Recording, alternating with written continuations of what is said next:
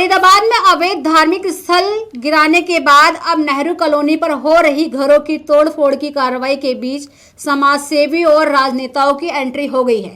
कांग्रेस के जिला अध्यक्ष बलजीत कौशिक और पूर्व मंत्री के बेटे विजय प्रताप नेहरू कॉलोनी पहुंचे, जहां उन्होंने प्रभावित लोगों से मुलाकात कर उनके हालचाल जाने। 3 नंबर पुलिया पर लोगों से मिलते हुए उन्होंने कहा कि कल से कांग्रेस तोड़फोड़ स्थल पर अनिश्चितकालीन धरना शुरू करेगी।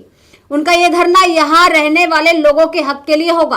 कांग्रेस के जिला अध्यक्ष बलजीत कौशिक ने कहा कि नेहरू कॉलोनी में रहने वाले लोगों को बेघर किया जा रहा है। इन लोगों को यहाँ रहते हुए 50 साल से भी ज्यादा हो गए हैं, लेकिन अब अचानक से सरकार और प्रशासन का ध्यान इस ओर आया है कि ये सभी सरकारी जमीन पर रह रहे हैं। सरकार का काम लोगों को बसाना है, लोगों के घरों को तोड़ना नहीं। उनका कहना है कि बीजेपी विकास के नाम पर विनाश कर रही है। उनकी पार्टी इन लोगों के साथ खड़ी है। जिला अध्यक्ष बलजीत कौशिक ने कहा कि अगर जरूरत पड़ी तो पार्टी के बड़े नेता भी फरीदाबाद आकर इस धरने में शामिल हो सकते हैं। आपको बताते चले कि कांग्रेसी नेता विजय प्रताप ने कहा कि ये लोग आज अपने घर को बचाने की लड़ाई लड़ रहे हैं। जिन लोगों के घरों को तोड़ दिया गया है वो सड़कों पर रहने के लिए मजबूर हैं। जब लोग अपने हक की आवाज उठा रहे हैं तो पुलिस उन पर लाठी भांज रही है। साथ ही उन्होंने ये भी कहा कि शहर में बीजेपी नेताओं के द्वारा जिन जमीनों पर कब्जे किए गए हैं उन जमीनों की तरफ सरकार व प्रशासन का कोई ध्यान नहीं है। साथ में विजय प्रताप ने कहा कि अगर सरकार को यहाँ से कोई कॉरिडोर निकालना था तो उससे पहले लोगों के लिए कोई वैकल्पिक व्यवस्था करनी चाहिए थी।